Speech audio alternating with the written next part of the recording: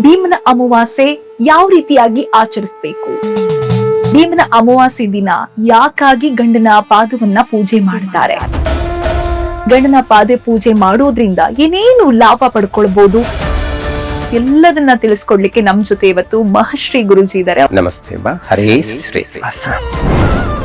ನಿಜಕ್ಕೂ ಭೀಮನ ಅಮಾವಾಸ್ಯೆ ಮಹತ್ವ ಏನು ಗುರುಜಿ? 9 ಗಂಟೆ ಹಾಕಿ 9 ವರ್ಷ ಆ ರಥದ ಆಚರಣೆ ಮಾಡಿದ್ರೆ ದೀರ್ಘ ಸುಮಂಗಲಿಯಾಗಿ ಇರುವಂತಹದ್ದು. ಈ ಅಮಾವಾಸ್ಯೆಗೆ ಯಾಕಾಗಿ ಭೀಮ ಅನ್ನುವಂತ ಹೆಸರು ಬಂತು? ಯಮನನ್ನೇ ಒಲಿಸಿಕೊಂಡು ಜೀವವನ್ನ ಪಡ್ಕೊಂಡ್ಲು. ಕಟ್ಟದಂತಹ ಕಂಕಣವನ್ನ ನಂತರ ದಿನ ತೆಗಿಬೇಕಾ ಅಥವಾ ಅದೇ ದಿನ ತೆಗಿಬೇಕು? 3 ದಿನ 9 ದಿನ ಕಂಕಣ ಧಾರಣೆ ಮಾಡ್ಕೊಳ್ಬೇಕು. ಮುಟ್ಟಿನ ದಿನಗಳ ಆ ದಿನ ಆಗಿದ್ರೆ ನಾವು ಆ ಪೂಜೆಗಳನ್ನ ಮಾಡಬಹುದಾ? ನೆಕ್ಸ್ಟ್ ಅಮಾವಾಸ್ಯೆಯಲ್ಲಿ ಮಾಡಬಹುದು, ಅದರಲ್ಲಿ ಏನ್ ತೊಂದರೆ ಏನಿಲ್ಲ. ಜ್ಯೋತಿರ್ಭೀಮೇಶ್ವರ ರಥವನ್ನ ಯಾರು ಈ ವರ್ಷದಲ್ಲಿ ಆಚರಣೆ ಮಾಡ್ತಾರೋ ಅವ್ರಿಗೆ ಒಳ್ಳೆ ಸಂಬಂಧ ಬರುತ್ತೆ. ಮದುವೆ ಆಗದಿರುವಂತವ್ರು ಯಾರೆಲ್ಲ ಇದಾರೋ ಅವರು ಈ ವ್ರತವನ್ನ ಆಚರಣೆ ಮಾಡ್ಬೇಕು. ಗಂಡು ಮಕ್ಕಳು ಕೂಡ ಗಂಡು ಮಕ್ಕಳು ಮಾಡಬಹುದು. ಏನು ಮಾಡಬಾರ್ದು ಗುರುಜಿ? ಅಪ್ಪಿತಪ್ಪಿನೂ ಈ ತಪ್ಪನ್ನ ಮಾಡಿದ್ರೆ ಏನೋ ಒಂದು ಆಪತ್ತಾಗುತ್ತೆ. ತಮಾಷೆ ಮಾಡೋದಕ್ಕೆ ಅವರು ಗಂಡನು ಕಾಲಿಗೆ ಬೀಳ್ತಾರೆ, ಬೀಳುವಂತದ್ದು. ಯಾಕಂತ ಹೇಳಿದ್ರೆ ಅದು ಶ್ರೇಯಸ್ಸ ಅಲ್ಲ. ನಮಸ್ತೆ ವೀಕ್ಷಕರೇ, ಸುಮನ್ ಟಿವಿ ಕನ್ನಡದ ಭೀಮನ ಅಮಾವಾಸ್ಯೆ ವಿಶೇಷ ಸಂಚಿಕೆಗೆ ಸ್ವಾಗತ. ನಾನು ಶಮಿ ಶೆಟ್ಟಿ.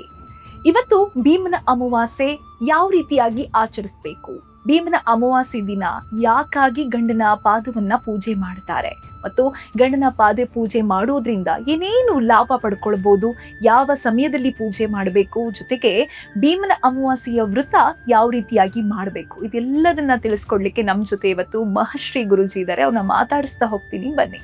ಗುರುಜಿ ನಮಸ್ತೆ, ಕಾರ್ಯಕ್ರಮಕ್ಕೆ ಸ್ವಾಗತ. ನಮಸ್ತೆ ಬಾ. ಹರೇ ಶ್ರೀ. ಯಾವಾಗ್ಲೂ ಭೀಮನ ಅಮಾವಾಸ್ಯೆ ಬಂತು ಅಂತಂದ್ರೆ ಸಾಕು, ಎಲ್ಲರೂ ಇತ್ತೀಚಿನ ದಿನಗಳಲ್ಲಿ ಪಾದ ಪೂಜೆಯನ್ನ ಮಾಡೋದು, ವಿಡಿಯೋ ಫೋಟೋಗಳನ್ನ ಹಾಕೊಳ್ಳುವಂಥದ್ದು, ಇದನ್ನ ಸರ್ವೇ ಸಾಮಾನ್ಯವಾಗಿ ಮಾಡ್ತಾರೆ. ಆದ್ರೆ ನಿಜಕ್ಕೂ ಭೀಮನ ಅಮಾವಾಸ್ಯೆ ಮಹತ್ವ ಏನು ಗುರುಜಿ? ನೋಡಿ, ಭೀಮನ ಅಮಾವಾಸ್ಯೆ ಅಂತ ಹೇಳಿದ್ರೆ ಜ್ಯೋತಿರ್ಭೀಮೇಶ್ವರ ರಥ ಅಂತ ಹೇಳ್ತಾರೆ. ಎಲ್ಲರೂ ಗಂಡನ ಪೂಜೆ, ಪಾದ ಪೂಜೆ ಮಾಡೋದು ಅನ್ನುವಂಥದ್ದು ಒಂದಷ್ಟು ಅಭಿಪ್ರಾಯಗಳನ್ನ ಇಟ್ಕೊಂಡಿರ್ತಾರೆ. ಆದರೆ ಶಾಸ್ತ್ರನೇ ಬೇರೆ ಇದೆ. ನೋಡಿ, ಯಾವಾಗಲೂ ಅಷ್ಟೇ ರಥಗಳು ಅಂತ ಹೇಳಿದಾಗ ಬಹಳಷ್ಟು ಸಾವಿರಾರು ರಥಗಳಿದ್ದಾವೆ. ಅದರಲ್ಲಿ ಪ್ರಮುಖವಾಗಿರುವಂಥದ್ದು ಒಂದಷ್ಟು ಚಾಲ್ತಿಯಲ್ಲಿ ಇರುವಂಥದ್ದು ನಾವು ನೋಡ್ತೀವಿ. ಯಾವುದೋ ಒಂದು ಗುರುಪ್ರವೇಶದ ಕಾಲದಲ್ಲಿ ಸತ್ಯನಾರಾಯಣ ವ್ರತ ಮಾಡೋದಾಗ್ಲಿ ಅಥವಾ ವಟ ಸಾವಿತ್ರಿ ವ್ರತ ಆಗಬಹುದು. ಅದೇ ರೀತಿ ಈ ಭೀಮನ ಅಮಾವಾಸ್ಯೆ ಅನ್ನುವಂಥದ್ದು ಒಂದು ರಥದ ಆಚರಣೆ ಅಂತ ಹೇಳ್ತೀವಿ. ಸೊ ಈ ರಥದ ಆಚರಣೆಗಳು ಹೇಗೆ ಪ್ರಾರಂಭ ಆಯಿತು ಮತ್ತೆ ಈ ವ್ರತದ ಫಲ ಏನಿದೆ ಅನ್ನುವಂಥದ್ದನ್ನ ತಿಳ್ಕೊಳ್ಬೇಕಾಗತ್ತೆ. ಮತ್ತೆ ಈ ಭೀಮನ ಅಮಾವಾಸ್ಯೆ ಯಾವಾಗಲೂ ಅಷ್ಟೇ ವರ್ಷದಲ್ಲಿ ಈ ಆಷಾಢ ಮಾಸ ಏನಿರುತ್ತೆ ಮುಗಿದು ಈ ಶ್ರಾವಣ ಮಾಸಕ್ಕೆ ಕಾಲಿಡುವಂಥ ಸಂದರ್ಭದಲ್ಲಿ ಅಮಾವಾಸ್ಯೆ ಏನು ಬರುತ್ತೆ ಆ ದಿನ ಬರುವಂಥದ್ದೇ ಜ್ಯೋತಿರ್ಭೀಮೇಶ್ವರ ವ್ರತ ಆಚರಣೆ ಅಂತ ಹೇಳ್ತೀವಿ. ಸೊ ಇದರಲ್ಲಿ ಮದುವೆ ಆಗಿರುವಂಥವರೇ ಆಚರಣೆ ಮಾಡಬೇಕು ಅನ್ನುವಂಥದ್ದೇನಿಲ್ಲ. ಮದುವೆ ಆಗಿರೋರು ಆಚರಣೆ ಮಾಡೋದ್ರಿಂದ ದೀರ್ಘ ಸೌಮಂಗಲಿಯಾಗಿ ಇರುವಂತಹದ್ದಾಗಿರುತ್ತೆ. ಮದುವೆ ಆಗದಿರುವಂಥವ್ರಿಗೆ ಭೀಮನಂತಹ ಒಂದು ಗಂಡ ಸಿಗ್ಲಿ, ಒಳ್ಳೆ ಸದ್ಗುಣವಾದಂತಹ ವರ ಪ್ರಾಪ್ತಿ ಆಗಲಿ ಅನ್ನುವಂಥದ್ದು ಉದ್ದೇಶದಿಂದ ಆಚರಣೆ ಮಾಡುವಂಥದ್ದು ಒಂದು ಸಂಪ್ರದಾಯ ಇದೆ. ಮತ್ತೆ ಅದರ ಜೊತೆಗೆ ಇನ್ನೊಂದು ಏನಪ್ಪಾ ಅಂತ ಹೇಳಿದ್ರೆ, ಈ ಮದುವೆ ಆಗಿರುವಂತಹ ಹೆಣ್ಣು ಮಗು ತನ್ನ ಕುಟುಂಬದಲ್ಲಿ ಅಂದ್ರೆ ಅಣ್ಣ ಆಗ್ಬಹುದು, ತಮ್ಮ ಆಗ್ಬಹುದು, ಅವರಿಗೂ ಅಭಿವೃದ್ಧಿ ಆಗ್ಲಿ ಅಂತೇಳಿ ಭಂಡಾರ ಅಂತೇಳಿ ಒಡೆಯುವಂತ ಸಂಪ್ರದಾಯಗಳನ್ನ ನಾವು ನೋಡ್ತಾ ಇದ್ದೀವಿ. ಸೊ ಹಾಗಾಗಿ ಇಲ್ಲಿ ಒಂದು ಪದ್ಧತಿಗಳನ್ನ ನಾವು ನೋಡಬಹುದು. ಒಂದಷ್ಟು ಅಭಿವೃದ್ಧಿ ವಿಚಾರದಲ್ಲಿನೂ ಈ ವ್ರತದ ಆಚರಣೆಗಳನ್ನ ನಾವು ನೋಡಬಹುದು. ನಮ್ಮ ಹಿಂದೂ ಸಂಪ್ರದಾಯ ಅಂತ ಹೇಳಿದ್ರೇನೆ ವಿಭಿನ್ನವಾದಂತಹದ್ದು, ತನ್ನದೇ ಆಧಾರದ ರೀತಿಯಲ್ಲಿ ಒಂದಷ್ಟು ಫಲಗಳನ್ನ ಕೊಡುವಂಥದ್ದಿರುತ್ತೆ. ಹಾಗಾಗಿ ಈ ಭೀಮನ ಅಮಾವಾಸ್ಯೆ ದಿನ ಯಾರು ಶ್ರದ್ಧಾ ಭಕ್ತಿಯಿಂದ ಆಚರಣೆ ಮಾಡ್ತಾರೋ ಅವರಿಗೆ ದೀರ್ಘ ಸೌಮಂಗಲಿಯಾಗಿ ಇರ್ತಾರೆ, ಮತ್ತೆ ಕುಟುಂಬದಲ್ಲಿ ಅಭಿವೃದ್ಧಿ ಆಗುತ್ತೆ, ಸನ್ಮಂಗಳ ಪ್ರಾಪ್ತಿ ಆಗುತ್ತೆ ಅನ್ನುವಂಥದ್ದನ್ನ ಇಲ್ಲಿ ತಿಳ್ಕೊಳ್ಳೋದಕ್ಕೆ ಸಾಧ್ಯ ಆಗುತ್ತೆ. ಗುರುಜಿ, ಆಷಾಢ ಮುಗಿದ ತಕ್ಷಣ ಮೊದಲು ಬರುವಂತಹ ಏನು ಹಬ್ಬ ಅಂತಂದ್ರೆ ಅದು ಭೀಮನ ಅಮಾವಾಸ್ಯೆ. ಇನ್ನು ಈ ಅಮಾವಾಸ್ಯೆಗೆ ಯಾಕಾಗಿ ಭೀಮ ಅನ್ನುವಂತ ಹೆಸರೇ ಬಂತು? ಇದರಲ್ಲಿ ಏನಾದ್ರೂ ಪುರಾಣಗಳಲ್ಲಿ ಏನಾದ್ರೂ ಉಲ್ಲೇಖ ಇದೆಯಾ ಅಥವಾ ಶಾಸ್ತ್ರ ಏನಾದ್ರೂ ಇದೆಯಾ ಗುರುಜಿ? ನೋಡಿ, ಕೆಲವೊಂದು ಪುರಾಣಗಳಲ್ಲಿ ಹೋದಾಗ ಒಬ್ಬ ರಾಜ ಇಲ್ಲೆಲ್ಲ ಕೆಲವೊಂದೆಲ್ಲ ಯಾವುದೇ ಒಂದು ವ್ರತದ ಆಚರಣೆ ಬಂದ್ರೆ ಅದರಲ್ಲಿ ಹಿನ್ನೆಲೆಯನ್ನ ನಾವು ನೋಡುವಂಥದ್ದು ಇಲ್ಲಿ ಗಮನಿಸಬಹುದು. ಅದೇ ರೀತಿ ಭೀಮನ ಅಮಾವಾಸ್ಯೆಯಲ್ಲಿನೂ ಹಾಗೇನೆ ನಾವು ನೋಡುವಂಥದ್ದು ಇರುತ್ತೆ. ಒಂದು ರಾಜನ ಮಗ ಅಲ್ಪ ಆಯುಷ್ಯ ಆಗಿರ್ತಾನೆ. ಆತನಿಗೆ ಎಲ್ಲಿ ಅಲ್ಪಾಯುಷ ಆದಂತಹ ರಾಜ ಮಗ ತೀರೋದಾಗ ಅವನಿಗೆ ಬಹಳ ಆಸೆಗಳಿತ್ತು. ನನ್ನ ಮಗನಿಗೆ ಮದುವೆ ಮಾಡಬೇಕು, ವಂಶ ವೃದ್ಧಿ ಆಗಬೇಕು ಅನ್ನುವಂಥದ್ದು. ಆಗ ಆತ ಆ ಮಗ ಅಲ್ಪ ಆಯುಷ್ಯ ಆಗಿ ತೀರೋದ ನಂತರ ಆತ ಒಂದು ಉದ್ದೇಶ ಇಟ್ಕೊಂಡು ಮದುವೆ ಮಾಡಲೇಬೇಕು ಅವನು ತೀರೋದ್ರೇನು ಅಂತೇಳಿ ಯಾರನ್ನೋ ಬ್ರಾಹ್ಮಣನ ಕರೆಸಿ ಒಬ್ಬ ಇಷ್ಟವಾದಂಥದ್ದು ಮದುವೆಯನ್ನು ಸಹ ಮಾಡಿಬಿಡ್ತಾರೆ. ಯಾರೋ ಕಷ್ಟದಲ್ಲಿದ್ದಂಥ ಬ್ರಾಹ್ಮಣ ಪುತ್ರಿಯನ್ನು ಕರೆದು ಮದುವೆಯನ್ನು ಮಾಡ್ತಾರೆ. ಆದರೆ ಆಕೆ ಶಾಸ್ತ್ರವನ್ನೆಲ್ಲ ತಿಳಿದಂತಹ ಆಕೆ ಆಗಿರ್ತಾಳೆ. ಮದುವೆ ಏನು ಸತ್ತು ಹೋಗಿರುವಂತಹ ಮಗನ ಜೊತೆ ಮದುವೆ ಆದ್ರೂ ಸಹ ಅವತ್ತು ಅಮಾವಾಸ್ಯೆ ತಿಥಿ ಆಗಿರೋದ್ರಿಂದ ಆ ತಾಯಿ ಆಚರಣೆ ಏನು ಮಾಡ್ತಾ ಇದ್ರು ಅದೇ ರೀತಿ ಆಚರಣೆ ಮಾಡಿ ಈ ಯಮನನ್ನೇ ಒಲಿಸಿಕೊಂಡು ಜೀವವನ್ನ ಪಡ್ಕೊಂಡ್ಲು ಅಂತ ಹೇಳ್ತಾರೆ. ಯಾರಿಗೆ? ಗಂಡನ ಜೀವನ. ಸೊ ಹಾಗಾಗಿ ನಂತರ ಆಕೆ ಬದುಕಿಸ್ಕೊಂಡಾಗ ಅದಕ್ಕೆ ಭೀಮನಂತೆ ಶಕ್ತಿಯನ್ನ ಕೊಡ್ಲಿ, ಸೌಮಂಗಲ್ಯವನ್ನ ಕೊಡ್ಲಿ ಅನ್ನುವಂಥದ್ದು ಒಂದಷ್ಟು ಪುರಾಣಗಳಲ್ಲಿ ನಾವು ಇಲ್ಲಿ ಕಾಣ್ಲಿಕ್ಕೆ ಸಾಧ್ಯ ಆಗುತ್ತೆ. ಖಂಡಿತ. ಇನ್ನು ಇದೇ 12ನೇ ತಾರೀಕು ಗುರುಜಿ ಭೀಮನ ಅಮಾವಾಸ್ಯೆ ಇದೆ. ಎಷ್ಟೋ ಜನರಿಗೆ ಒಂದಿಷ್ಟು ಡೌಟ್ಸ್ ಇರುತ್ತೆ, ಯಾವ ರೀತಿಯಾಗಿ ಪೂಜೆ ಮಾಡಬೇಕು, ಯಾವ ಸಮಯದಲ್ಲಿ ಮಾಡಿದ್ರೆ ಒಳ್ಳೇದು ಅಂತ. ಹಾಗಾಗಿ ಮೊದಲನೇದಾಗಿ ನಮ್ಮ ವೀಕ್ಷಕರಿಗೆ ಯಾವ ರೀತಿ ಪೂಜೆ ಮಾಡಬೇಕು ಅನ್ನೋದನ್ನ ತಿಳಿಸ್ಕೊಡೋದಾದ್ರೆ ನೋಡಿ, ಆಗಸ್ಟ್ 12ನೇ ತಾರೀಕು 2026 ಅಮಾವಾಸ್ಯೆ ತಿಥಿ ಇರುತ್ತೆ. ಸೊ ಆ ದಿನ ಬೆಳಗಿನ ಜಾವ ಅಂದ್ರೆ ಆಚರಣೆ ಹೇಗಿರ್ಬೇಕು, ಭೀಮನ ಅಮಾವಾಸ್ಯೆ ಆಚರಣೆ ಪದ್ಧತಿಗಳನ್ನ ನಾವು ನೋಡುವಂಥದ್ದು ಇಲ್ಲಿ ಗಮನಿಸಬೇಕಾಗಿರುವಂಥದ್ದು ಇರುತ್ತೆ. ಎಲ್ಲರೂ ಆಚರಣೆ ಮಾಡ್ತಾರೆ, ಗಂಡನ ಪಾದ ತೊಳೆದು ಆಶೀರ್ವಾದ ತಗೋಬೇಕು ಅನ್ನುವಂಥದ್ದು ಈಗೆಲ್ಲ ಟ್ರೆಂಡ್ ಆಗ್ಬಿಟ್ಟಿದೆ. ಎಲ್ಲ ಅದನ್ನ ವಿಡಿಯೋ ಮಾಡಿ ಸ್ಟೇಟಸ್ಗೆ ಹಾಕೊಳ್ಳೋದು, ಇವೆಲ್ಲ ನಾನು ಗಂಡನ ಪೂಜೆ ಮಾಡಿದೆ ಅನ್ನುವಂಥ ಭಾವನೆಗಳು. ಸೊ ಅದು ಭಾವನೆ ಹೇಗಿರಬೇಕು ಅನ್ನುವಂಥದ್ದೇ ಈ ಪೂಜೆ ವಿಧಾನಗಳಲ್ಲಿ ಬರುವಂತದ್ದಾಗಿರುತ್ತೆ. ಸೊ ಹಾಗಾಗಿ ಆಚರಣೆ ವಿಧಿವಿಧಾನ ಬಹಳ ಮುಖ್ಯವಾಗಿ ಹೆಣ್ಣು ಮಕ್ಕಳು ತಿಳ್ಕೊಳ್ಬೇಕಾಗಿರುವಂತ ವಿಚಾರ ಆಗಿರುತ್ತೆ. ಪ್ರತಿನಿತ್ಯದ ಒಂದಷ್ಟು ಏನು ನಿತ್ಯ ಕರ್ಮಗಳಿರುತ್ತೆ, ಅನುಷ್ಠಾನ ಏನಿರುತ್ತೆ ಅದನ್ನ ಅದೇ ರೀತಿ ಆಚರಣೆ ಮಾಡಿ ಬೆಳಗಿನ ಜಾವ ಗಂಡನಿಗೆ ಎಣ್ಣೆ ಸ್ನಾನಾದಿಗಳನ್ನ ಮಾಡಿಸಿ ಮನೆಯ ಮುಂದೆ ರಂಗೋಲಿಗಳನ್ನ ಇಟ್ಟು ತೋರಣವನ್ನ ಕಟ್ಟುವಂಥದ್ದು ಪದ್ಧತಿ ಇರುತ್ತೆ. ಯಾಕಂದ್ರೆ ಶ್ರಾವಣ ಮಾಸದ ಮೊದಲನೇ ಹಬ್ಬದ ಆಚರಣೆ ಆಗಿರುತ್ತೆ. ಇಡೀ ಶ್ರಾವಣ ಮಾಸ ಅಂತ ಹೇಳಿದ್ರೆ ಹಬ್ಬದ ಸರಮಾಲೆನೇ ಆಗಿರುವಂಥದ್ದಾಗಿರುತ್ತೆ. ಹಾಗೆ ಮೊದಲೇ ದಿನ ಆಗಿರೋದ್ರಿಂದ ಶ್ರಾವಣ ಮಾಸ, ವಿಷ್ಣು ಮಾಸ, ಶಿವನ ಮಾಸ ಅಂತಾನು ಹೇಳ್ತೀವಿ. ಹಾಗಾಗಿ ಶಿವನ ಸ್ವರೂಪನಾದಂತಹದ್ದು ಭೀಮೇಶ್ವರ ಅಂತ ಹೇಳ್ತೀವಿ. ಅಂದ್ರೆ ಒಂದು ದೇವರ ಮನೆಯಲ್ಲಿ ಪಾರ್ವತಿ ಮತ್ತೆ ಅದರ ಜೊತೆಗೆ ಶಿವನ ಭಾವಚಿತ್ರ ಇರುವಂತ ಫೋಟೋವನ್ನ ಇಡುವಂಥದ್ದು. ಒಬ್ಬೊಬ್ಬರು ಒಂದೊಂದು ರೀತಿಯ ಸಂಪ್ರದಾಯಗಳನ್ನ ಆಚರಣೆ ಮಾಡ್ತಾ ಬಂದಿರುವಂಥದ್ದಿದೆ. ಕೆಲವರು ವಿಷ್ಣು ಸಂಪ್ರದಾಯದಲ್ಲಿ ಇರುವಂತವ್ರು ಏನ್ ಮಾಡ್ತಾರೆ, ಮತ್ತೆ ಒಂದಷ್ಟು ಮನೆ ದೇವರೇ ಬೇರೆ ಇರುವಂತದ್ದು ಇರುತ್ತೆ. ಅಂತ ಸಂದರ್ಭದಲ್ಲಿ ಇಲ್ಲಿ ಶಿವ ಮತ್ತೆ ಪಾರ್ವತಿಯನ್ನ ದೀಪದ ಮುಖಾಂತರವಾಗಿ ಆರಾಧನೆ ಮಾಡುವಂಥದ್ದು ಇರುತ್ತೆ. ಹಾಗಾಗಿ ದೇವರ ಮನೆ ಸ್ವಚ್ಛಗೊಳಿಸಿ ಒಂದು ತಾಮ್ರದ ತಟ್ಟೆಯಲ್ಲಿ ಅಕ್ಕಿಯನ್ನ ಹಾಕಿ ಅದರಲ್ಲಿ 2 ದೀಪಗಳನ್ನ ಇಟ್ಟು ಪೂಜೆಯನ್ನು ಮಾಡುವಂಥದ್ದು. ಅದರಲ್ಲಿ ಷೋಡಶೋಪಚಾರ ಪೂಜೆ ಅಂತ ಬರುತ್ತೆ. ನಾವು ಯಾವಾಗ್ಲೂ ದೇವರಿಗೆ ಒಂದು ಆರಾಧನೆ ಮಾಡಿದಾಗ ಒಂದು ಮಂತ್ರವನ್ನ ಹೇಳ್ತೀವಿ. ಅದೇ ರೀತಿ ಭೀಮೇಶ್ವರನ ಮಂತ್ರ, ಅಷ್ಟೋತ್ತರಗಳನ್ನು ಪಠನೆ ಮಾಡುವಂಥದ್ದು. ಮತ್ತೆ ಅರ್ಘ್ಯ ಪಾದ್ಯ ಆಚಮನೀಯಗಳು ಅಂತ ಹೇಳ್ತೀವಿ. ಅಂದ್ರೆ ಯಾರೇ ನಮಗೆ ನೆಂಟರು ಬಂದ್ರೆ ಅವ್ರಿಗೆ ಉಪಚಾರಗಳು ಹೇಗಿರುತ್ತೆ, ಬನ್ನಿ ಕುತ್ಕೊಳ್ಳಿ, ಕಾಲು ತೊಳ್ಕೊಳ್ಳಿ, ಹಾಲು ತಗೊಳ್ಳಿ, ಕಾಫಿ ತಗೊಳ್ಳಿ, ಹೇಗೆ ತಿಂಡಿ ಮಾಡ್ತೀರಾ ಈಗ ಕೇಳ್ತೀವಲ್ವಾ, ಅದೇ ರೀತಿ ಷೋಡಶೋ ಉಪಚಾರಗಳು ಅನ್ನುವಂಥದ್ದು ಬರುತ್ತೆ. ಪ್ರತಿ ದೇವರುಗಳನ್ನ ಆರಾಧನೆ ಮಾಡ್ಬೇಕಾದ್ರೂ ಷೋಡಶೋಪಚಾರ ಪೂಜಾಂಚ ಕರಿಷ್ಯೆ ಅಂತ ಹೇಳ್ತಾರೆ ಮಂತ್ರವನ್ನ ವೇದದಲ್ಲಿ. ಸೊ ಇದೇ ಬರುವಂಥದ್ದು. ಅರ್ಘ್ಯ ಪಾದ ತೊಳಿಯಕ್ಕೆ ನೀರನ್ನ ಒಂದು ಅರ್ಘ್ಯನ ಹಾಕುವಂಥದ್ದು, ಕೈಗಳನ್ನ ತೊಳಿತಾ ಇದೀವಂತ ಭಾವನೆಗಳಲ್ಲಿ ಆ ಒಂದು ಉದ್ರಾಣೆ ನೀರನ್ನ ಹಾಕುವಂಥದ್ದು, ಬಟ್ಟೆಯನ್ನ ಇದಂ ವಸ್ತ್ರಂ ಸಮರ್ಪಯಾಮಿ, ಅಕ್ಷತಂ, ಸೊ ಅಕ್ಷತೆ, ಯಜ್ಞೋಪವಿತ, ಇವೆಲ್ಲವನ್ನ ಷೋಡಶೋಪಚಾರ ಪೂಜೆಯನ್ನು ಮಾಡುವಂಥದ್ದಿರುತ್ತೆ. ನಂತರ ದೀಪ ಅಲಂಕಾರ, ದೀಪಗೆ ಅರಿಶಿನ ಕುಂಕುಮಗಳನ್ನ ಇಡುವಂಥದ್ದು, ಮತ್ತೆ ದೀಪ ಪ್ರಜ್ವಲ್ಯ ಮಾಡುವಂಥದ್ದು. ಇವತ್ತಿನ ದಿನಗಳಲ್ಲಿ ಬಹಳ ಗೊಂದಲಗಳನ್ನ ಇಟ್ಕೊಂಡಿರುವಂಥದ್ದು ನಾವು ನೋಡ್ತೀವಿ. ಗುರುಗಳೇ, ದೀಪಕ್ಕೆ ಯಾವ ಎಣ್ಣೆ ಹಾಕ್ಬೇಕು, ಅದ್ಯಾರೋ ಹೇಳ್ತಾರೆ ಈ ಎಣ್ಣೆ ಹಾಕ್ಬಾರ್ದು, ಅದಾಗಬಾರ್ದು, ಮತ್ತೆ ಎಣ್ಣೆ ಯಾವ್ದು ಹಾಕ್ಬೇಕು, ಇದನ್ನೆಲ್ಲ ಕೇಳ್ತಾ ಇರ್ತಾರೆ. ಹಾಗಾಗಿ ದೀಪಕ್ಕೆ ಎಣ್ಣೆಯನ್ನು ಹಾಕ್ಬೇಕಾದ್ರೆ ಬಹಳ ಶ್ರೇಷ್ಠವಾದಂತಹದ್ದು ಅಂದ್ರೆ ತುಪ್ಪ, ಇಲ್ಲ ಅಂತ ಹೇಳಿದ್ರೆ ಕೊಬ್ಬರಿ ಎಣ್ಣೆ. ಅದಕ್ಕೆ ನಾವು ಕಲ್ಪವೃಕ್ಷ ಕಾಮಧೇನು ಅಂತ ಹೇಳ್ತೀವಿ. ಹಾಗಾಗಿ ಕಾಮಧೇನದಲ್ಲಿ ಬರುವಂತಹದ್ದೇ ಹಾಲು ಮತ್ತೆ ಮೊಸರಾಗಿ ತುಪ್ಪದಲ್ಲಿ ನಾವು ಬೆಣ್ಣೆ ಮುಖಾಂತರವಾಗಿ ತೆಗಿತೀವಿ. ಹಾಗಾಗಿ ಅದು ಬಹಳ ಶ್ರೇಷ್ಠವಾದಂಥದ್ದು. ಹಾಗಾಗಿ ಒಂದಷ್ಟು ತುಪ್ಪನೇ ಹಾಕಿ ಉರ್ಸಕ್ಕೆ ಕೆಲವು ಪ್ರತಿನಿತ್ಯ ಆಗೋದಿಲ್ಲ. ಹಾಗಾಗಿ ಇವತ್ತು ವಿಶೇಷ ಆಗಿರೋದ್ರಿಂದ ಒಂದ್ ಸ್ವಲ್ಪ ತುಪ್ಪದ ಜೊತೆಗೆ ಒಂದಷ್ಟು ಕೊಬ್ಬರಿ ಎಣ್ಣೆ ಹಾಕಿ ದೀಪವನ್ನ ಪ್ರಜ್ವಲ್ಯವನ್ನು ಮಾಡಬೇಕಾಗತ್ತೆ. ಮತ್ತೆ ಅದರ ಜೊತೆಗೆ ದೀಪವನ್ನ ಹಚ್ಚುವಾಗೂ ಅಷ್ಟೇ ಶಿವನ ಆರಾಧನೆ, ಪಾರ್ವತಿಯ ದೇವಿಯನ್ನ ಪ್ರಾರ್ಥನೆ ಮಾಡಿಕೊಂಡು ಹಚ್ಚುವಂಥದ್ದು ಪದ್ಧತಿ ಇರುತ್ತೆ. ದೀಪಕ್ಕೆ 2 ಬತ್ತಿಯನ್ನ ಹಾಕಬೇಕು. ಇಲ್ಲಿ ಪ್ರಮುಖವಾಗಿರುವಂಥದ್ದು ಗೆಜ್ಜೆ ವಸ್ತ್ರ ಮತ್ತೆ ಕಂಕಣದ ಧಾರಣೆ ಮಾಡುವಂಥದ್ದು ಇಲ್ಲಿ ಇರುವಂಥದ್ದು. ಪೂಜೆಯಲ್ಲಿ 9 ಗಂಟುಗಳನ್ನ ಹಾಕಬೇಕು. ಅಂದ್ರೆ ಮದುವೆ ಆದಂತಹ ಏನು ಮೊದಲನೇ ವರ್ಷ ಏನಿರುತ್ತೆ, ಆ ಹೆಣ್ಣು ಮಗು ಸೊಸೆಯಾಗಿ ಬಂದಿರುವಂತ ಮನೆಯಲ್ಲಿ ಇದನ್ನ 9 ವರ್ಷದ ಕಾಲ ಮಾಡಿ ಸಂಪೂರ್ಣ ಫಲವ ಪ್ರಾಪ್ತಿ ಆಗ್ಲಿ ಅನ್ನುವಂಥದ್ದು ಸಂಕಲ್ಪ ಆಗಿರುತ್ತೆ. ಹಾಗಾಗಿ ಬಹಳ ಮನೆಗಳಲ್ಲಿ ಮದುವೆ ಆದಂತಹ ಮೊದಲನೇ ವರ್ಷದಲ್ಲಿ ಈ ಹಬ್ಬದ ಆಚರಣೆ ಜಾಸ್ತಿ ಇರುತ್ತೆ. ನಾವು ಆಷಾಢ ಮಾಸದಲ್ಲಿ ಹೆಣ್ಣು ಮಕ್ಕಳನ್ನ ಊಟದ ಮನೆಗೆ ಕಳಿಸ್ಬಿಟ್ಟಿರ್ತೀವಿ. ಅದು ಒಂದಷ್ಟು ಸಂಪ್ರದಾಯಗಳನ್ನ ನಾವು ನೋಡ್ತೀವಿ. ಅಂದ್ರೆ ಆಗಿನ ಕಾಲದಲ್ಲಿ ಈಗೆಲ್ಲ ಸಾಫ್ಟ್ವೇರ್ಗಳು, ಈಗೆಲ್ಲ ಕಂಪ್ನಿಗಳು ಇದಾವೆ, ಆ ತರ ಇರ್ಲಿಲ್ಲ. ಆಗ ಏನಾಗ್ತಾ ಇತ್ತು, ರೈತರು ಜಾಸ್ತಿ ಬೆಳೀತಾ ಇದ್ರು ದವಸ ಧಾನ್ಯಗಳು. ಮಳೆಗೋಸ್ಕರ ಯಾವಾಗೂ ನೀವು ಆಷಾಢ ಮಾಸದಲ್ಲಿ ಮಳೆ ಗಾಳಿ ಜಾಸ್ತಿ ಇರುತ್ತೆ, ನೀವು ಗಮನಿಸಬಹುದು. ಆ ಸಂದರ್ಭದಲ್ಲಿ ಬಿತ್ತನೆಯ ಸಮಯ ಆಗಿರುತ್ತೆ. ಆ ಸಂದರ್ಭದಲ್ಲಿ ಮದುವೆ ಆಗಿರುವಂತ ಹೆಣ್ಣು ಮಗುವನ್ನ ಊಟದ ಮನೆಗೆ ಕಳಿಸಿರ್ತಾರೆ. ಸೊ ಅದು ಆಷಾಢ ಮಾಸದ ಒಂದು ಸಂಪ್ರದಾಯ. ಆ ಏನು ಈ ಬರುವಂತ ಭೀಮನ ಅಮಾವಾಸ್ಯೆ ದಿವಸ ಕರ್ಕೊಬಂದು ಗಂಡನ ಪಾದ ಪೂಜೆಯನ್ನು ಮಾಡುವಂತದ್ದು ಇದೇ ಆಚರಣೆ. ಸೊ ಇಲ್ಲಿಂದ ಆಚರಣೆ ಮಾಡ್ತಾರೆ. ಸೊ ಹಾಗಾಗಿ ಆವತ್ತಿಂದ ಆ ಹೆಣ್ಣು ಮಗು ಆ ಮನೆಗೆ ಬಂದ ಮೇಲೆ ಪತಿ ಆಯುಷ್ ವೃದ್ಧಿ ಆಗ್ಲಿ ಅಂತ ಹೇಳಿ ಮಾಡುವಂತ ಪದ್ಧತಿ ಆಗಿರುತ್ತೆ. ಸೊ ಅದೇ ರೀತಿ ಆ ದೀಪಕ್ಕೆ ಷೋಡಶೋಪಚಾರ ಪೂಜೆ ಮಾಡಿ, ಮತ್ತೆ ಶಿವ ಮತ್ತೆ ಪಾರ್ವತಿ ಭಾವಚಿತ್ರವನ್ನ ಇಟ್ಟಿರುವಂತ ಜಾಗದಲ್ಲೂ ಗೆಜ್ಜೆ ವಸ್ತ್ರವನ್ನ ಹಾಕುವಂಥದ್ದು ಪದ್ಧತಿ.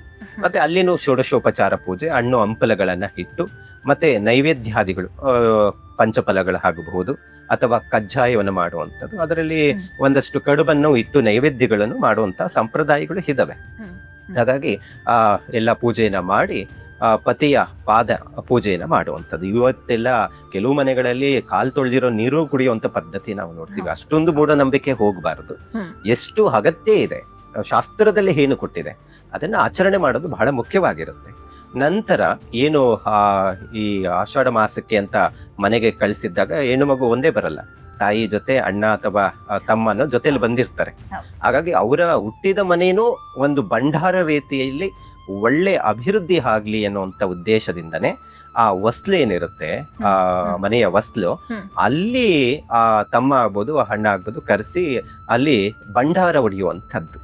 ಅಂದ್ರೆ ಒಳಗಡೆ ಈ ನಾವು ಕಡುಬಲ್ಲಿ ಕೆಲವು ನಾಣ್ಯಗಳು, ಕೆಲವು ಆಗಿನ ಕಾಲದಲ್ಲಿ ಚಿನ್ನ ಬೆಳ್ಳಿಯನ್ನ ಹಾಕಿ ಅದನ್ನ ಕಡುಬನ್ನ ಮಾಡ್ತಾ ಇದ್ರು. ಸೊ ಈಗಿನ ಕಾಲದಲ್ಲಿ ಕಡುಬನ್ನ ಮಾಡಿ ಅದರ ಒಂದಿಷ್ಟು ದಕ್ಷಿಣೆ ಇಟ್ಟು ಅದನ್ನ 2 ಕೈಯಲ್ಲಿ ಹೊಡೆದು ಆ ಏನು ತಮ್ಮ ಅಥವಾ ಅಣ್ಣ ಆರತಿಯನ್ನು ಮಾಡಿ ಒಳಗಡೆ ಕರೆದು ಮಾಡುವಂತ ಪದ್ಧತಿಗಳನ್ನ ನಾವು ನೋಡುವಂಥದ್ದು ಇರುತ್ತೆ. ಈ ತರ ಒಂದಷ್ಟು ಸಂಪ್ರದಾಯಗಳು ಬಂದಿರುವಂತದ್ದು ಇರುತ್ತೆ. ನಂತರ ಪತಿಯ ಪಾದ ಪೂಜೆ ನಂತರ ಅವರ ಆಶೀರ್ವಾದವನ್ನ ತೆಗೆದುಕೊಳ್ಳುವಂಥದ್ದು ಪದ್ಧತಿಗಳು ಬಂದಿದೆ. ಸೊ ಈ ತರ ಆಚರಣೆಗಳು ಬಹಳ ಮುಖ್ಯವಾಗಿ ಮಾಡ್ಲೇಬೇಕಾಗಿರುವಂತದ್ದಿದೆ. ಮತ್ತೆ ಅದ ನಂತರ ಹೆಣ್ಣು ಮಕ್ಕಳು ಸುಮಂಗಲಿಯನ್ನ ಮನೆ ಪಕ್ಕದಲ್ಲಿರುವಂತವ್ರು ಆಗ್ಬಹುದು, ಅವರ ನೆಂಟರಿಷ್ಟರು ಕರೆಸಿ ಈ ಕಂಕಣ ಧಾರಣೆ ಮಾಡ್ಕೊಳ್ಳೋದು. 9 ಗಂಟೆಗಳನ್ನ ಹಾಕಿ 9 ವರ್ಷ ಸಂಪೂರ್ಣವಾಗಿ ಅಭಿವೃದ್ಧಿ ಆಗ್ಲಿ. ಆ 9 ವರ್ಷ 9 ಅನ್ನುವಂಥದ್ದೇ ಕಂಟಕಗಳು ಅಂತ ಹೇಳ್ತೇನೆ. ನಾನು ಹಿಂದೆನೂ ಮಾತಾಡುವಾಗ ಹಾಗಾಗಿ ಹೇಳ್ತಾ ಇರ್ತೇನೆ. 9, 19, 29 ಮತ್ತೆ 39, 49 ನೋಡಿ. ಯಾವಾಗ್ಲೂ ಯಾರಾದ್ರೂ ತೀರೋಗಿದ್ದಾರೆ ಅಂತ ಹೇಳಿದ್ರೆ 59, 69 ಈ ತರ 9 ಬರೋಗೆ ಆಗಿರುತ್ತೆ. ಹಾಗಾಗಿ ಅಂತಹ ಕಂಟಕಗಳು ಬರಬಾರದು ಅನ್ನುವಂಥದ್ದೇ ಒಂದಷ್ಟು ಶಾಸ್ತ್ರದಲ್ಲಿನೂ ಇದೆ. ಸೊ ಹಾಗಾಗಿ 9 ಗಂಟೆ ಹಾಕಿ 9 ವರ್ಷ ಆ ರಥದ ಆಚರಣೆ ಮಾಡಿದ್ರೆ ದೀರ್ಘ ಸುಮಂಗಲಿಯಾಗಿ ಇರುವಂತಹದ್ದು ಅನ್ನುವಂಥದ್ದು ಶಾಸ್ತ್ರದಲ್ಲಿ ಹೇಳಿದೆ. ಸೊ ಈ ರೀತಿ ಆಚರಣೆ ಪದ್ಧತಿ ಇರುವಂತದ್ದು ಇರುತ್ತೆ. ಖಂಡಿತ ಗುರುಜಿ. ಇನ್ನು ಎಷ್ಟೋ ಜನ ಮೊದಲ ವರ್ಷ ಏನಾದ್ರೂ ಆಚರಿಸ್ತಾರೆ ಅಂದ್ರೆ ಕಂಕಣ ಹೇಗೆ ತಯಾರಿಸಬೇಕು ಅನ್ನುವಂಥ ಅನುಮಾನ ಇರುತ್ತೆ. ನೀವು 9 ಗಂಟು ಅಂತ ಹೇಳಿದ್ರಿ, ಯಾವ ರೀತಿಯಾದಂತಹ ದಾರವನ್ನ ಬಳಕೆ ಮಾಡಬೇಕು ಮತ್ತೆ ಯಾವ ರೀತಿಯಾಗಿ ಕಂಕಣವನ್ನ ತಯಾರು ಮಾಡಬೇಕು ಅನ್ನೋದನ್ನ ತಿಳಿಸ್ಕೊಡೋದಾದ್ರೆ ನೋಡಿ, ಸಪ್ಪೆ ದಾರ ಅಂತ ಹೇಳ್ತೀವಿ. ಅಂದ್ರೆ 3 ಎಳೆ ದಾರ ಸಿಗುವಂಥದ್ದು ಇರುತ್ತೆ. ಅದನ್ನ ನಾವು ಗಂಟುಗಳು ಹಾಕುವ ಮುಂಚಿತವಾಗಿ ಆ ದಾರದ ಎಳೆಗಳು ಅಷ್ಟೇ 9, 16, 21 ಆ ರೀತಿ ದಾರಗಳನ್ನ ಸಂಗ್ರಹ ಮಾಡ್ಕೋಬೇಕಾಗತ್ತೆ. ನಂತರ ಅದಕ್ಕೆ ಅರಿಶಿಣವನ್ನ ಬಳಿಬೇಕಾಗುತ್ತೆ. ಬಿಳಿ ದಾರ ಇದ್ರೆ ಹಾಗೆ ಅರಿಶಿಣವನ್ನ ಬಳಿದು 9 ಗಂಟೆ ಹಾಕುವಾಗನು ಒಂದೊಂದು ದೇವರ ಹೆಸರನ್ನ ಪ್ರಾರ್ಥನೆ ಮಾಡಿಕೊಂಡು, ಮನೆ ದೇವರು ಮತ್ತೆ ಶಿವನ ಆರಾಧನೆ, ಪಾರ್ವತಿ ದೇವಿನ ನೆನೆಸ್ಕೊಂಡು 9 ಗಂಟೆಗಳನ್ನ ಹಾಕಿ ಅದಕ್ಕೆ ಪೂಜೆಯನ್ನು ಮಾಡಬೇಕಾಗುತ್ತೆ. ಸಾಮಾನ್ಯವಾಗಿ ಎಲ್ಲರೂ ಏನ್ ಮಾಡ್ತಾರೆ, ನಾವು ಯಾವುದೇ ವ್ರತಗಳಲ್ಲಿ ಹೋದಾಗ ಆ ಗಂಟುಗಳನ್ನ ಹೆಂಗಂದ್ರೆ ದಾರ ಕಟ್ಟುಬಿಟ್ಟು ಮಧ್ಯದಲ್ಲಿ ಒಂದು ಹೂವನ್ನ ಹಾಕಿ ಕಟ್ಟಿಬಿಡ್ತಾರೆ. ಸೊ ಶಾಸ್ತ್ರ ಆಗಲ್ಲ. ಸೊ ಅದಕ್ಕೆ ಒಂದೊಂದು ಗಂಟು ಹಾಕ್ಬೇಕಾದ್ರೂ ಒಂದೊಂದು ಪೂಜೆನ ಸಂಕಲ್ಪ ಪ್ರಾರ್ಥನೆಗಳು ಅಂತ ಇರುತ್ತೆ, ಮಾಡಬೇಕಾಗುತ್ತೆ. ಸೊ ಅದನ್ನು ದೇವ್ರ ಹತ್ರ ಇಟ್ಟು ಪೂಜೆಯನ್ನ ಮಾಡಬೇಕು. ಆ ಗಂಟುಗಳು ಹಾಕಿರುವಂತ ದಾರಕ್ಕೂ ಪೂಜೆಯನ್ನ ಮಾಡಿ ನಂತರ ನಾವು ಯಾವುದೇ ಒಂದು ಗೃಹ ಪ್ರವೇಶ, ಯಾವುದೇ ಒಂದು ಪೂಜೆ ಮಾಡಬೇಕು, ವಾಸಕಿಯನ್ನ ಆರಾಧನೆ ಮಾಡ್ತೀವಿ. ವಾಸಕಿಯ ಆರಾಧನೆ ಮಾಡಿ ಆ ಸರ್ಪದ ರೀತಿಯಲ್ಲಿ ಆ ಕಂಕಣ ಒಂದು ಚೌಚ ಆಗಬಾರದು ಅನ್ನುವಂಥದ್ದು. ಬೇರೆ ಪೂಜೆಗಳಲ್ಲಿ ಅಚೌಚ ಆಗಬಾರದು ಅಂತ ಕಂಕಣ ಧಾರಣೆ ಮಾಡ್ತೀವಿ. ಇಲ್ಲಿ ಈ ಜ್ಯೋತಿರ್ಭೀಮೇಶ್ವರದಲ್ಲಿ ಗಂಡನ ಆಯುಷ್ಯ ಅಭಿವೃದ್ಧಿ ಆಗಬೇಕು, ಕುಟುಂಬದಲ್ಲಿ ನೆಮ್ಮದಿ ಸಿಗಬೇಕು, ಅಭಿವೃದ್ಧಿ ಆಗಬೇಕು ಅನ್ನುವಂಥದ್ದು ಉದ್ದೇಶವಾಗಿ ಈ ಗಂಟುಗಳನ್ನು ಹಾಕಿ ಎಲ್ಲ ಹೆಣ್ಣು ಮಕ್ಕಳಿಗೆ ಮೊದಲಿಗೆ ಕಟ್ಟಬೇಕಾದ್ರೆ ಮನೆಯವರು ಗಂಡನಿಗೆ ಮತ್ತೆ ಅಕ್ಕ ತಂಗಿರಾಗ್ಬೋದು, ಹೆಂಡತಿ ಧಾರಣೆ ಮಾಡ್ಕೊಳ್ಳುವಂಥದ್ದು, ದಂಪತಿಗಳ ನಂತರ ಎಲ್ಲರಿಗೂ ಕೊಡಬೇಕಾಗತ್ತೆ. ಸೊ ನಂತರ ಈ ಭಂಡಾರ ಏನಿರುತ್ತೆ ಅದೆಲ್ಲ ಇರುವಂಥದ್ದು ಅವರ ಹುಟ್ಟಿದ ಮನೆಗೆ ಕಳಿಸುವಂಥದ್ದು ಪದ್ಧತಿ ಇರುತ್ತೆ. ಸೊ ಅದು ಇನ್ನಷ್ಟು ನಿಮ್ಗೆ ಅಭಿವೃದ್ಧಿ ಆಗ್ಲಿ ಅನ್ನುವಂಥದ್ದು ಉದ್ದೇಶ ಇರುವಂಥದ್ದು. ಕಟ್ಟಿದಂತಹ ಕಂಕಣವನ್ನ ನಂತರ ದಿನ ತೆಗಿಬೇಕಾ ಅಥವಾ ಅದೇ ದಿನ ತೆಗಿಬೇಕಾ, ಏನ್ ಮಾಡ್ಬೇಕು ಗುರುಜಿ ಆ ಕಂಕಣವನ್ನ? ನೋಡಿ, ಈ ಸಂಪ್ರದಾಯಗಳು ಒಂದಷ್ಟು ನಾವು ಕೆಲವೊಂದು ಮಾಧ್ಯಮಗಳಲ್ಲಿ ನಾವು ನೋಡ್ತೀವಿ, ಈಗ ಮಾಡ್ಬೇಕು ಈಗ ಮಾಡಬಾರ್ದು ಅಂತ ಹೇಳ್ಬಿಟ್ಟಿರ್ತಾರೆ. ನಂತರ ವಿಸರ್ಜನೆ ಹೇಗ್ಬೇಕು, ಆ ದೀಪ ಏನೋ ಇಟ್ಟು ಅಕ್ಕಿ ಎಲ್ಲ ಹಾಕಿ ಇಟ್ಟಿರ್ತಾರೆ, ದೀಪ ಪೂಜೆ ಆಗಿರುತ್ತೆ, ಮತ್ತೆ ಆ ನೀರೆಲ್ಲ ಹಾಕ್ಬೇಕು, ಗಂಡನ ಪಾದ ಪೂಜೆ ಮಾಡಿರೋಂಥದ್ದು. ಕೆಲವೊಂದು ತುಳಸಿ ಗಿಡಕ್ಕೆ ಹಾಕ್ಬಿಡ್ತಾರೆ, ಕೆಲವೊಂದು ಯಾವುದೋ ಇದರಲ್ಲಿ ಪವಿತ್ರವಾದಂತ ಸಸ್ಯಗಳ ಬುಡಕ್ಕೆ ಹಾಕ್ತಾರೆ. ಹಾಗಾಗ್ಬಾರ್ದು. ಯಾವುದೇ ಒಂದು ಆಗ್ಬೋದು, ಅದು ಯಾವುದೇ ಮನುಷ್ಯ ವ್ಯಕ್ತಿ, ಅದು ಸ್ವಾಮೀಜಿಗಳು ಆಗಬಹುದು, ಯಾರೇ ಆಗ್ಬೋದು, ತುಳಸಿ ಗಿಡಕ್ಕೆ ಹಾಕುವಂತ ಅರ್ಹತೆ ಇರೋದಿಲ್ಲ.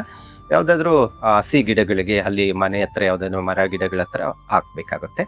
ಮತ್ತೆ ಈ ಕಂಕಣ ವಿಸರ್ಜನೆ ಅನ್ನುವಂಥದ್ದು ಬಂತು ಅಂತ ಹೇಳಿದ್ರೇನು ಯಾವಾಗ್ಲೂ ಅಷ್ಟೇ 3 ದಿನ, ಮತ್ತೆ ಶಾಸ್ತ್ರದಲ್ಲಿ ಅದು ಬಹಳ ಮುಖ್ಯವಾಗಿ ಇಷ್ಟೇ ದಿನಗಳಲ್ಲಿ ಇರಬೇಕು ಅನ್ನುವಂಥದ್ದಿದೆ. 3 ದಿನ 9 ದಿನ ಕಂಕಣ ಧಾರಣೆ ಮಾಡ್ಕೊಳ್ಬೇಕಾಗುತ್ತೆ. ಮತ್ತೆ ನಿಯಮನಿಷ್ಠೆ ಬಹಳ ಮುಖ್ಯವಾಗಿರುತ್ತೆ. ಸಸ್ಯಾಹಾರಿಗಳಾಗಿ ಇರಬೇಕು. ಕೆಲವರೆಲ್ಲ ಕೆಲವು ದುರಭ್ಯಾಸಗಳನ್ನ ಕಲ್ತ್ಕೊಂಡ್ಬಿಟ್ಟಿರ್ತಾರೆ. ಇದನ್ನ ಕಂಕಣ ಧಾರಣೆ ಮಾಡ್ಕೊಂಡ್ಬಿಟ್ಟು ಕುಡಿಯೋದು ಅಥವಾ ಇನ್ಯಾವುದೋ ರೀತಿಯಲ್ಲಿ ಮಾಡ್ಕೊಂಡ್ರೆ ಮಾಡ್ಲೇಬಾರದು ಅಂತ ಶಾಸ್ತ್ರದಲ್ಲಿ ಹೇಳುತ್ತೆ. ಹಾಗಾಗಿ ಕನಿಷ್ಠ ಪಕ್ಷ ಶಾಸ್ತ್ರೋಕ್ತವಾಗಿ ಮಾಡಬೇಕಾದ್ರೆ 3 ದಿನ ಆದ್ರೂ ಇದು ಆಚರಣೆ ಮಾಡಬೇಕು ಅನ್ನುವಂಥದ್ದು ಇದೆ. ಹೌದು, ತುಂಬಾ ಶುದ್ಧವಾಗಿರ್ಬೇಕು. ಹೌದು, ಖಂಡಿತ.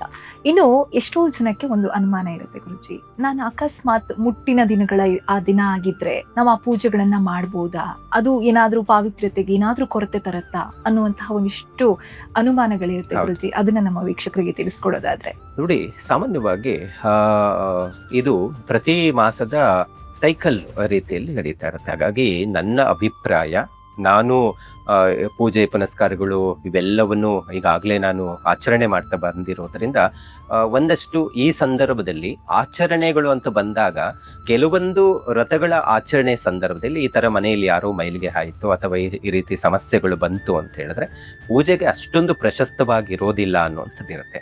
ಆದರೆ ಜ್ಯೋತಿರ್ಭೀಮೇಶ್ವರ ವ್ರತದ ಆಚರಣೆ ಆಗಿರೋದ್ರಿಂದ ಈ ಅಮಾವಾಸ್ಯೆ ಆಗ್ಲಿಲ್ಲ ಅಂದ್ರೆ ನೆಕ್ಸ್ಟ್ ಅಮಾವಾಸ್ಯೆಯಲ್ಲಿ ಮಾಡಬಹುದು, ಅದರಲ್ಲಿ ಏನು ತೊಂದರೆ ಏನಿಲ್ಲ.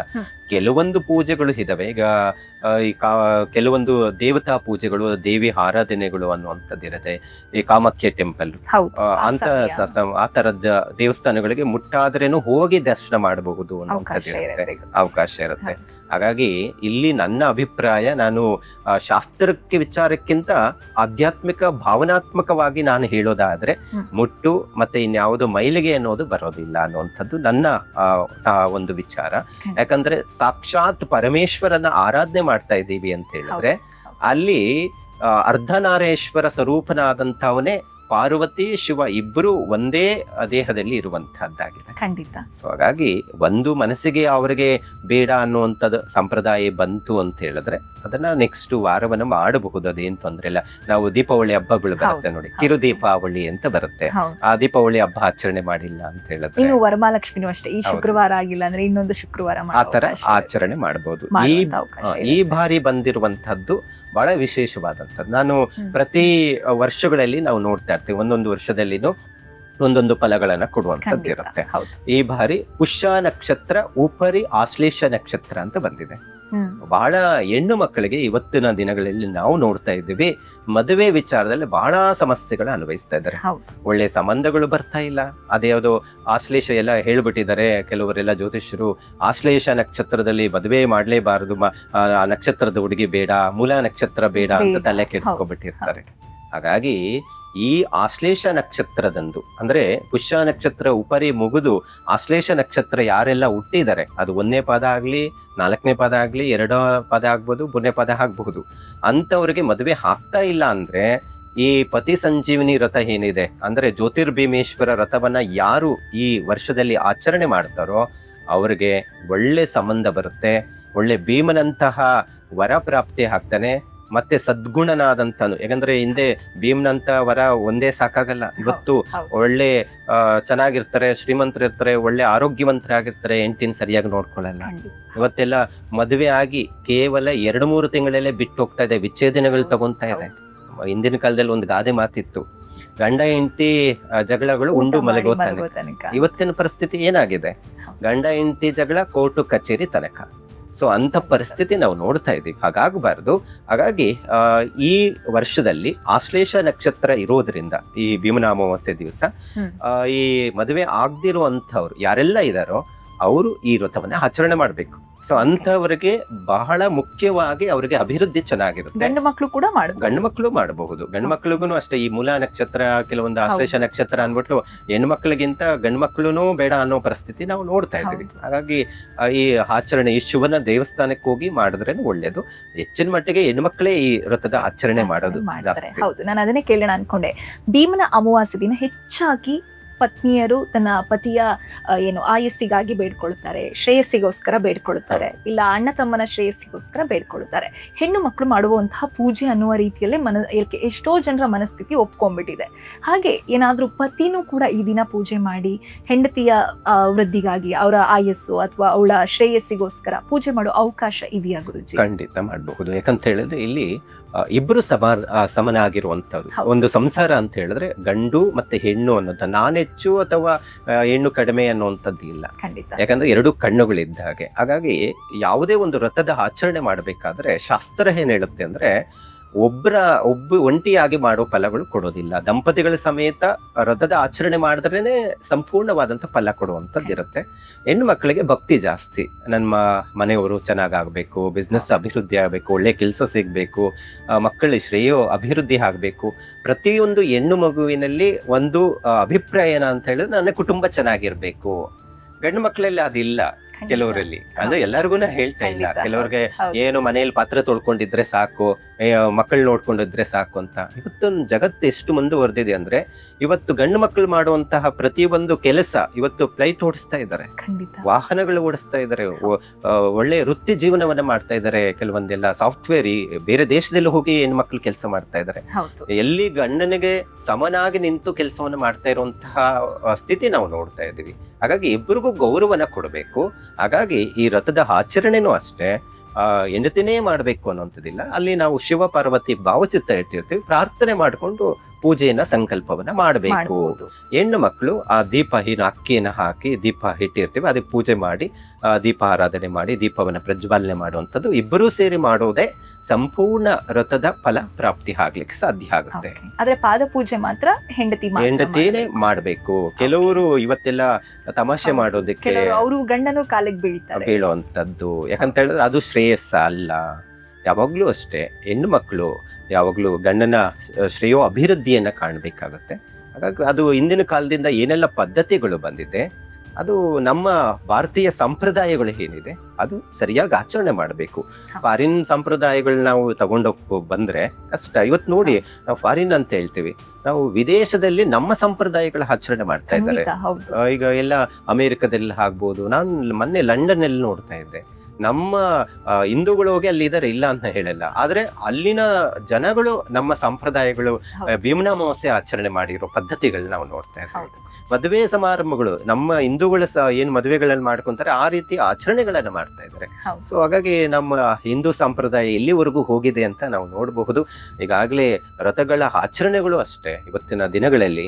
ಸೊ ಹಾಗಾಗಿ ಎಲ್ಲಾ ಕಡೆನೂ ಆಚರಣೆಗಳನ್ನ ನಾವು ನೋಡ್ತಾ ಇದ್ದೀವಿ. ಖಂಡಿತ. ಇನ್ನು ಹೆಣ್ಣು ಮಕ್ಕಳ ಕೈಯಲ್ಲಿ ಲಕ್ಷ್ಮಿ ಇರ್ತಾಳೆ. ಗಂಡನ ಪಾದ ಪೂಜೆನೋ ಅಥವಾ ಕಾಲು ಒತ್ತೋದ್ರಿಂದ ಗಂಡನಿಗೆ ಶ್ರೇಯಸ್ಸು ಉಂಟಾಗತ್ತೆ, ಲಕ್ಷ್ಮಿ ಬಲಿತಾಳೆ, ಅಭಿವೃದ್ಧಿ ಆಗತ್ತೆ ಅಂತ ಒಂದು ನಂಬಿಕೆ ಇದೆ. ಇದು ಮೂಢನಂಬಿಕೆನ ಗುರುಜಿ ಅಥವಾ ನಿಜವಾಗ್ಲೂ ಶಾಸ್ತ್ರಗಳಲ್ಲಿ ಈ ರೀತಿಯಾದ ಒಂದು ಉಲ್ಲೇಖ ಇದೆಯಾ? ಖಂಡಿತ ಶಾಸ್ತ್ರದಲ್ಲಿ ಇದೆ. ನೀವು ಗಮನಿಸಬಹುದು, ಪುರಾಣಗಳಲ್ಲಿ ನಾವು ನೋಡೋದಾದ್ರೆ ಸಾಕ್ಷಾತ್ ಭೃಗು ಮಹರ್ಷಿ ಒಂದು ಕತೆ, ಚಿಕ್ಕದಾದಂಥದ್ದು ವಿಚಾರ. ಖಂಡಿತ. ಮಹಾವಿಷ್ಣುವಿನ ಭೃಗು ಮಹರ್ಷಿ ಎದೆಯನ್ನ ಹೊದ್ದ ಅಂತ ಮಹಾಲಕ್ಷ್ಮಿಯೇ ತನ್ನ ಗಂಡನ ಬಿಟ್ಟು ಭೂಲೋಕಕ್ಕೆ ಧರೆಗೆ ಬಂದಿರುವಂತ ವಿಚಾರ ನಾವು ನೋಡ್ತೇವೆ. ಯಾಕಂದ್ರೆ ಎಲ್ಲಿ ನನಗೆ ಗೌರವ, ಹೆಂಡತಿಗೆ ಗೌರವ ಕೊಡಲ್ವಾ ಅಲ್ಲಿ ಇರೋದಿಲ್ಲ, ಯಾವುದೇ ಹೆಣ್ಣು ಮಗು ಇರೋದಿಲ್ಲ. ಹಾಗಾಗಿ ಯಾವುದೇ ಒಂದು ಪಾದಗಳ ಸೇವೆ ಆಗ್ಬೋದು ಅಥವಾ ಕಾಲೊತ್ತುವಂಥದ್ದು, ಪಾದಗಳು ತೊಳೆಯುವಂಥದ್ದು ಅದೇನು ದೊಡ್ಡ ತೊಪ್ಪ ಅಲ್ಲ. ಸೊ ಅವರ ಆಯುಷ್ಯನ ಇದು ಮಾಡುವಂಥದ್ದಾಗಿರುತ್ತೆ. ಹಾಗಾಗಿ ಸಾಕ್ಷಾತ್ ವಿಷ್ಣು ಪಾದವನ್ನೇ ಮಹಾಲಕ್ಷ್ಮಿ ಹೊತ್ತುತ್ತಾ ಇರುವಂತದ್ದು ಭಾವಚಿತ್ರಗಳನ್ನ ನಾವು ನೋಡ್ತಾ ಇದ್ವಿ. ಸೊ ಹಾಗಾಗಿ ನಾನು ಕೆಳಗಡೆ ಮೇಲೆ ಅನ್ನೋದಿಲ್ಲ, ಅಲ್ಲಿ ಭಾವನೆಗಳಿಗೆ ಒಳಪಟ್ಟಿರುವಂತದ್ದಾಗಿರುತ್ತೆ, ಪ್ರೀತಿಗೆ ಒಳಪಟ್ಟಿರುವಂತದ್ದಾಗಿರುತ್ತೆ. ಹಾಗಾಗಿ ಅದ್ ಮಾಡಬಾರ್ದು, ಈಗ ಮಾಡಬಾರ್ದು, ಈಗ ಮಾಡಬೇಕು ಅನ್ನೋಂಥದ್ದೇನಿಲ್ಲ. ನಾನು ಯಾವುದೇ ಪೂಜೆ ಪುನಸ್ಕಾರಗಳನ್ನ ಅಥವಾ ಯಾವುದೇ ಒಂದು ಆಚರಣೆ ಮಾಡಬೇಕಾದ್ರೆ ಭಾವನೆ ಭಕ್ತಿ ಮುಖಾಂತರವಾಗಿರ್ಬೇಕು, ಆಡಂಬರವಾಗಿ ಮಾಡಬಾರ್ದು, ಬೇಕಾಬಿಟಿಯಾಗಿ ಮಾಡಬಾರ್ದು. ಸೊ ನನ್ನ ಒಂದಷ್ಟು ವಿಚಾರಗಳು ಹಾಗಿರುತ್ತೆ. ಸೊ ಹಾಗಾಗಿ ಭಕ್ತಿಯಿಂದ ಭಾವನಾತ್ಮಕವಾಗಿ ಯಾರು ಶ್ರದ್ಧೆಯಿಂದ ಈ ಭೀಮನ ಅಮಾವಾಸ್ಯೆಯನ್ನ ಮಾಡ್ತಾರೋ ಅವ್ರಿಗೆ ಒಳ್ಳೆಯ ಅಭಿವೃದ್ಧಿ ಆಗುತ್ತೆ ಕುಟುಂಬದಲ್ಲಿ. ಇವತ್ತು ಕಷ್ಟಪಡ್ತಾ ಇದ್ದಾರೆ, ಬೆಳಗ್ಗೆ ಎದ್ದು ಹೋದ್ರೆ ಗಂಡ ಎಲ್ಲೋ ದುಡಿಯಕ್ಕೆ ಹೋಗ್ತಾನೆ, ಹೆಂಡತಿ ಎಲ್ಲೋ ಕಷ್ಟ ದುಡಿತಾ ಇರ್ತಾಳೆ, ಇಬ್ಬರು ಬರೋದೇ ಯಾವಾಗೋ ರಾತ್ರಿ ಆಗಿರುತ್ತೆ, ಜೀವನ ಈಗ ನಡೆಸ್ತಾ ಇದ್ದಾರೆ. ಇಂಥ ಸಂದರ್ಭದಲ್ಲಿ ಇದೊಂದು ಆಚರಣೆ ಬಂದಾಗ ಎಲ್ಲೋ ಒಂದ್ ಕಡೆ ಮನಸ್ಸಿಗೆ ನೆಮ್ಮದಿ ಸಿಗುತ್ತೆ, ಕುಟುಂಬದಲ್ಲಿ ಪ್ರೀತಿ ವಿಶ್ವಾಸ ಬೆಳೆಯೋದಕ್ಕೆ ಸಾಧ್ಯ ಆಗುತ್ತೆ. ಇಬ್ಬರು ಬೆಳಗ್ಗೆ ಎದ್ರೆ ಕಿತ್ತಾಡ್ಕೊಂಡು ಹೋಗ್ತಾ ಇರುವಂತ ಸನ್ನಿವೇಶಗಳು ನಾವು ನೋಡ್ತಾ ಇದ್ವಿ. ಹಾಗಾಗಿ ಭಾವನಾತ್ಮಕವಾಗಿ ಬೆರೆಯೋದಕ್ಕೆ ಇದೊಂದು ಸುಸೂಕ್ತವಾದಂಥ ಸಮಯ ಅಂತಾನು ಹೇಳ್ಬಹುದಾಗಿದೆ. ಹಾಗಾಗಿ ಇಲ್ಲಿ ಜಾತಿ ಯಾವುದೋ ನಾವು ಮಾಡೋಂಗಿಲ್ಲ, ಅವ್ರ ಜಾತಿ ಬ್ರಾಹ್ಮಣರೇ ಮಾಡಬೇಕು ಇದು ಆಚರಣೆ ಅನ್ನೋದಿಲ್ಲ. ಹಾಗಾಗಿ ನಮ್ಮ ಹಿಂದೂ ಸಂಪ್ರದಾಯದಲ್ಲಿ ಯಾರೆಲ್ಲ ಇದಾರೋ ಪ್ರತಿಯೊಂದು ಜಾತಿ ಧರ್ಮದಲ್ಲಿ ಇರುವಂತವ್ರು ಇದು ಆಚರಣೆ ಮಾಡಬಹುದು. ಅವರವರ ಧರ್ಮಗಳಲ್ಲಿ ಅವರವರ ಪದ್ಧತಿಗಳು ಇರಬಹುದು. ನಮ್ಮ ಹಿಂದೂ ಅಂತ ಬಂದಾಗ ಇದು ಜಾತಿಗಳಿಗೆ ಮೀಸಲಾಗಿಲ್ಲ, ಪ್ರತಿಯೊಬ್ಬ ವ್ಯಕ್ತಿಯ ಭಾವನೆಗಳಿಗೆ ಮತ್ತೆ ವ್ರತದ ಆಚರಣೆ ವಿಧಿವಿಧಾನಗಳ ಹಾಗಿರುತ್ತೆ. ಖಂಡಿತ. ಇನ್ನು ಭೀಮನ ಅಮಾವಾಸ್ಯೆ ದಿನ ಏನೇನು ಮಾಡಬೇಕು ಅಂತ ಹೇಳಿದ್ರಿ, ಹಾಗೆ ಏನು ಮಾಡಬಾರ್ದು ಗುರುಜಿ? ಅಪ್ಪಿತಪ್ಪಿನೂ ಈ ತಪ್ಪನ್ನ ಮಾಡಿದ್ರೆ ಏನೋ ಒಂದು ಆಪತ್ತಾಗುತ್ತೆ ಅಥವಾ ಮುಂದೊಂದಿನ ಕೆಟ್ಟದಾಗಬಹುದು ಅಂದ್ರೆ ಇಂಥ ವಿಚಾರವನ್ನ ಮಾಡಬಾರದು ಅನ್ನೋದಾದ್ರೆ ಏನು ಗುರುಜಿ? ನೋಡಿ, ಸಾಮಾನ್ಯವಾಗಿ ಯಾವಾಗ್ಲೂ ಅಷ್ಟೇ ಅಮಾವಾಸ್ಯೆ ಅಂತ ಹೇಳಿದ್ರೆ ಭೀಮನ ಅಮಾವಾಸ್ಯೆ ದಿನನೇ ಅಂತಲ್ಲ, ಭೀಮನ ಅಮಾವಾಸ್ಯೆ ಬಹಳ ಜಾಗೃತಿ ವಹಿಸ್ಬೇಕಾಗುತ್ತೆ. ಹಾಗಾಗಿ ಪ್ರತಿನಿತ್ಯನೂ ಹೆಣ್ಣು ಮಕ್ಕಳಿಗೆ ಗೌರವನ ಕೊಡಬೇಕು. ಅವಾಚ್ಯ ಶಬ್ದದಿಂದ ಯಾವುದೇ ಕಾರಣಕ್ಕೂ ಬೈಯುವಂಥದ್ದು ಇರೋದಿಲ್ಲ. ಈ ಭೀಮನ ಅಮಾವಾಸ್ಯದಲ್ಲಿ ಕೆಲವರು ಇರ್ತಾರೆ, ಅವ್ರದೇ ನಡಿಬೇಕು ಅಂತೇಳಿ ಏಕವಚನದಲ್ಲಿ ಬೈಯುವಂಥದ್ದು, ಇವೆಲ್ಲ ನಾವು ನೋಡ್ತಾ ಇದ್ದೀವಿ ಹೆಣ್ಣು ಮಕ್ಕಳ ವಿಚಾರದಲ್ಲಿ. ಹಾಗಾಗಿ ಯಾವುದೇ ಕಾರಣಕ್ಕೂ ಯಾವುದೇ ಹೆಣ್ಣು ಮಗು ಆಗ್ಬಹುದು, ಹೆಂಡತಿನೇ ಆಗ್ಬೇಕು ಅನ್ನೋದೇನಿಲ್ಲ, ಮನೆಯಲ್ಲಿರುವಂತಹ ಯಾವುದೇ ಹೆಣ್ಣು ಮಗುವನ್ನ ಏಕವಚನದಲ್ಲಿ ಬೈಲೇಬಾರದು. ಇದರಿಂದನೇ ಅದು ದೋಷವಾಗಿ ಶಾಪವಾಗಿ ಬರುತ್ತೆ. ಸ್ತ್ರೀ ಶಾಪ ಅಂತ ಇದೆ ನಮ್ಮ ಜ್ಯೋತಿಷದಲ್ಲಿ. ಆಗ ಪಿತೃದೋಷ, ಮತ್ತೆ ಸ್ತ್ರೀ ದೋಷ, ಮಾತೃದೋಷ, ಗುರುದೋಷ, ಗುರು ನಿಂದನ ದೋಷ, ಮತ್ತೆ ಸ್ತ್ರೀ ನಿಂದನ ದೋಷ, ಇವೆಲ್ಲ ಬರುತ್ತೆ. ಇವೆಲ್ಲ ಏನಾಗುತ್ತೆ, ಜನರೇಷನ್ ಬರುತ್ತೆ, ಈ ಕಾಯಿಲೆಗಳು ಬರುತ್ತೆ. ನೋಡಿ, ಪಿತ್ರಾರ್ಜಿತ ಆಸ್ತಿ ಹೇಗ್ ಬರುತ್ತೆ, ತಾತನ ಆಸ್ತಿ ನನಗೂ ಬರ್ಬೇಕು ಅಂತ ಕೋರ್ಟ್ಗೆ ಹತ್ತುತ್ತಾರಲ್ಲ, ಹಂಗೆ ಇವು ಶಾಪಗಳು ದೋಷಗಳು ಬರ್ಲಿಕ್ಕಿರುತ್ತೆ. ಹಾಗಾಗಿ ಯಾವುದೇ ಕಾರಣಕ್ಕೂ ಏನ್ ಜ್ಯೋತಿರ್ಭೀಮೇಶ್ವರ ರಥ ದಿನ ಹೆಣ್ಣು ಮಕ್ಕಳಿಗೆ ಆದಷ್ಟು ಗೌರವನ ಕೊಡಬೇಕು. ಯಾವುದೇ ಕಾರಣಕ್ಕೂ ನಿಂದನೆ ಮಾಡುವಂಥದ್ದು, ಬೈಯೋದು ಇವೆಲ್ಲವನ್ನು ಮಾಡಬಾರ್ದು. ಒಂದು. ಎರಡನೇದು ವಿಚಾರದಲ್ಲಿ ಅಂತ ಹೇಳಿದ್ರೆ ಸಾಧ್ಯವಾದಷ್ಟು ಸಸ್ಯಾಹಾರಿಗಳಾಗಿ ಈ ವ್ರತದ ಆಚರಣೆಯನ್ನು ಮಾಡಬೇಕು, ಸಾತ್ವಿಕ ಆಹಾರವನ್ನ ಸೇವನೆಯನ್ನು ಮಾಡಬೇಕು ಅನ್ನುವಂಥದ್ದು ಹೇಳುತ್ತೆ. ಮತ್ತೆ ಕೆಲವರು ದುರಭ್ಯಾಸ ಕಲ್ತಿರ್ತಾರೆ, ಧೂಮಪಾನ ಮತ್ತೆ ಕೆಲವೊಂದೆಲ್ಲ ನಶೆ ಬರುವಂತ ಪದಾರ್ಥಗಳನ್ನ ತಗೊಳ್ಳುವಂಥದ್ದು, ಇವೆಲ್ಲವನ್ನ ನಿಷಿದ್ಧ ಮಾಡಬೇಕು ಅಂತ ಶಾಸ್ತ್ರದಲ್ಲಿ ಹೇಳುತ್ತೆ. ಸೊ ಹಾಗಾಗಿ ಇದು ಬಹಳ ಮುಖ್ಯವಾಗಿರುವಂತಹ ವಿಚಾರ ಆಗಿರುತ್ತೆ. ಪ್ರೀತಿ ವಿಶ್ವಾಸ ಬಾಂಧವ್ಯತೆ ಪೂಜೆ ಪುನಸ್ಕಾರಗಳಿಗೆ ಹೆಚ್ಚು ಒಲವು ಕೊಡುವಂತ ದಿನವಾಗಿರುತ್ತೆ. ಖಂಡಿತ. ಇನ್ನು ಭೀಮನ ಅಮಾವಾಸ್ಯೆ ದಿನ ಏನಾದ್ರೂ ಅಂದ್ರೆ ಇಂಥದ್ದೇ ಸಮಯಕ್ಕೆ ನಾವು ಪೂಜೆ ಮಾಡಬೇಕು ಅನ್ನೋ ಅಂಥದ್ದು ಏನಾದ್ರೂ ಮುಹೂರ್ತ ಏನಾದ್ರೂ ಇದೆಯಾ? ಭೀಮನ ಅಮಾವಾಸ್ಯೆ ದಿನಪೂರ್ತಿ ಉತ್ತಮ ಇರುವಂತ ದಿನ ಆಗಿರುತ್ತೆ. ರಾಹುಕಾಲ, ಯಮಗಂಟ ಕಾಲ ಅನ್ನುವಂಥದ್ದು ಒಂದು ಕಾಲಗಳು ಇರುತ್ತೆ, 3 ಕಾಲ, ಗುಳಿಕ ಕಾಲ ಅನ್ನುವಂಥದ್ದು ಇರುತ್ತೆ. ಹಾಗಾಗಿ ರಾಹುಕಾಲ ನಾವು ಯಾವಾಗ್ಲೂ ಅದನ್ನು ಶ್ರೇಷ್ಠನೇ. ದೇವಿ ಪೂಜೆ ಪುನಸ್ಕಾರಗಳಿಗೆಲ್ಲ ನಾವು ರಾಹುಕಾಲದಲ್ಲೇ ದೀಪ ಹಚ್ಚಿ ಅಂತ ಹೇಳ್ತೀವಿ.